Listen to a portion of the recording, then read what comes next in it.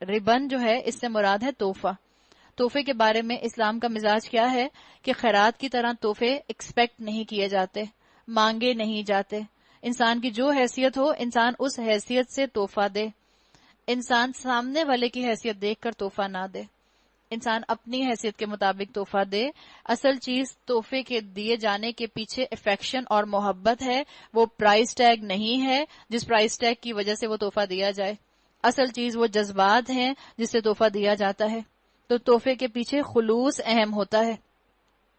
تحفے دیے جانے اسلام کے اندر تحفے کا لین دین پسندیدہ ہے، اور آپس میں ضرور تحفے ایکسچینج کریں. تحفے کے لیے ایک چیز اور بھی خیال رکھیں، مثال کے طور پر آپ نے مجھے ایک تحفہ دیا، اب کیا میں اس تحفے کو آگے کسی کو دے سکتی ہوں؟ جی ہاں، اسلام کا مزاج یہی ہے. آپ نے مجھے تحفہ دے دیا، ہو سکتا ہے میں اسے آگے کسی کو دے دوں. صحابہ کے بارے میں آتا ہے بعض مرتبہ ایک تحفہ کسی صحابی نے دیا ایک صحابی کو، اس کے بعد وہ تحفہ ان صحابی نے کسی اور کو دیا، ان صحابی نے کسی اور کو دیا، ان صحابی نے کسی اور کو دیا، اور واپس یہ انہی کے پاس پہنچ گیا جنہوں نے فرسٹ ٹائم دیا تھا. تو انہوں نے ناراضگی کا اظہار نہیں کیا اس کے اوپر کہ لو میرے تحفے کی قدر بھی نہیں کی، میرے تحفے کو استعمال بھی نہیں کیا. نہیں، آپ نے جو تحفہ دے دیا، لینے والے نے اس کی قدر آپ کے جذبات سے لے لی، آپ کی محبت کا اس کو اندازہ ہو گیا. تو تحفے کو سود بنا کر نہیں دیا جاتا، تحفہ قرض کی شکل میں نہیں ہوتا، نہ تحفے کو ایکسپیکٹ کیا جاتا ہے. بچے برتھ ڈیز کیوں کرتے ہیں؟ زیادہ لوگوں کو بلائیں، زیادہ فرینڈز کو بلائیں. کیوں؟ مزہ آئے گا یا تحفے ملیں گے؟ تحفے ملیں گے. تحفہ ایکسپیکٹ نہیں کیا جاتا.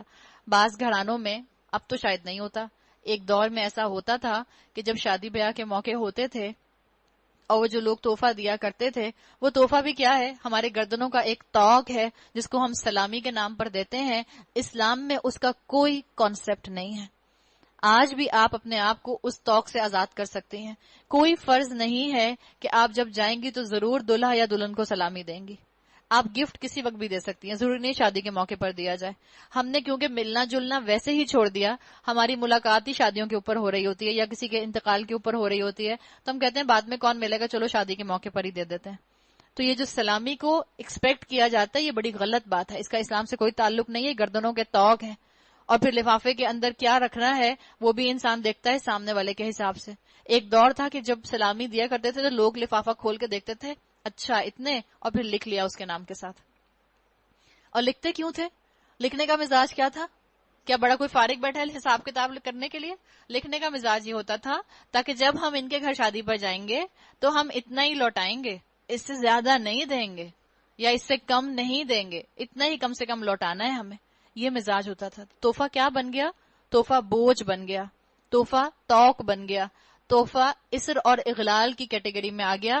اسلام اس چیز کو پروموٹ نہیں کرتا. تحفے کا معاملہ سودی معاملہ نہیں ہونا چاہیے. تحفہ جو ہے وہ بھیک کی طرح مانگا نہیں جاتا. ہمارے بچوں کے اندر ایک یہ چیز بھی ٹینڈنسی ڈیولپ ہو گئی عیدی کے بارے میں.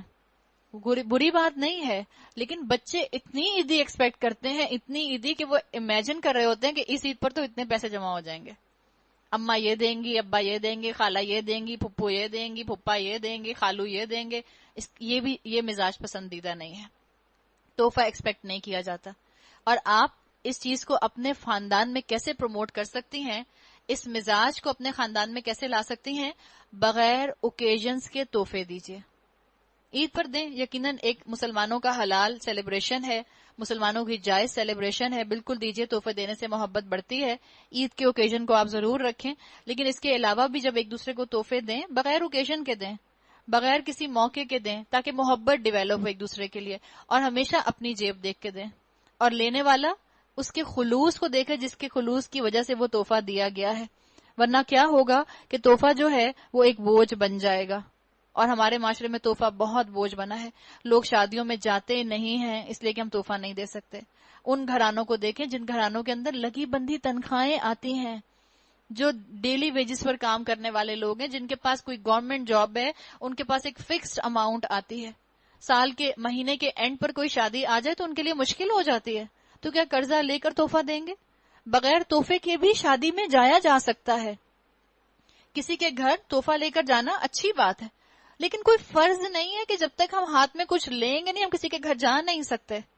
یہ نہیں ہے، ہمارا مزاج بن گیا. ہم کہتے ہیں نہیں لوگ کیا کہیں گے.